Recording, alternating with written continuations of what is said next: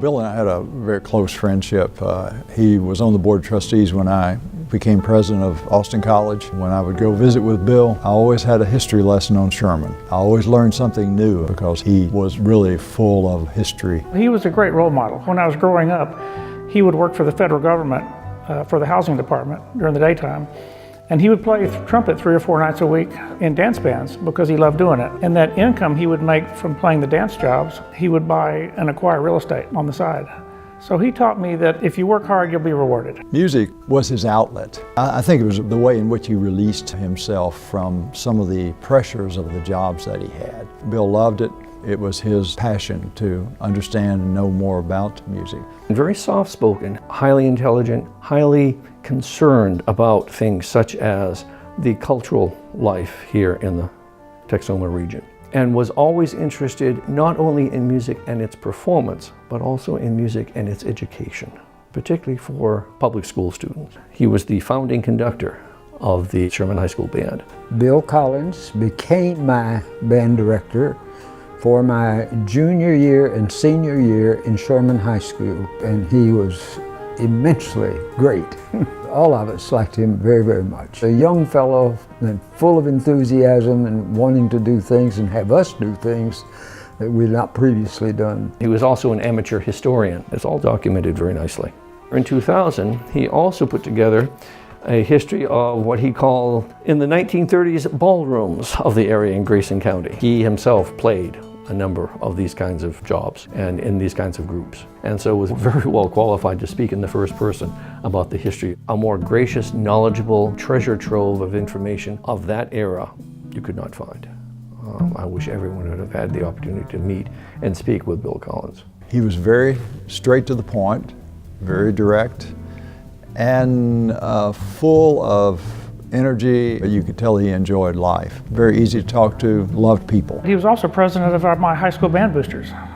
So he was always doing whatever needed to be done and not afraid to take charge and lead. Bill decided that one of the things that he could contribute to Community Series in particular, being in his area of expertise, was to sponsor a concert for the Community Series of the North Texas 1 O'Clock Lap Band.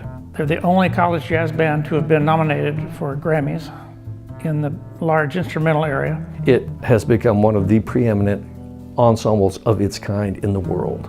His best friend when he was in college and all through his life was Gene Hall, who started the 1 O'Clock Lap Band. They were actually on the road together in the early 30s.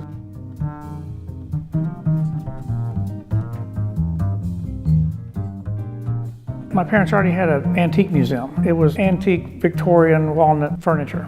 And what we decided to do was, since he had so much of a history in playing jazz and loving jazz, we thought we would maybe just get some record albums and put them up on the 3rd floor and maybe have a combination antique museum and a little bit of a jazz museum. We thought it might be an interesting display to go along with the antiques. They both represented American history in different ways. It's my passion right now. Someone needs to preserve these artifacts, this part of our American history. It needs to be preserved, and it needs to be by someone who is going to do it long term.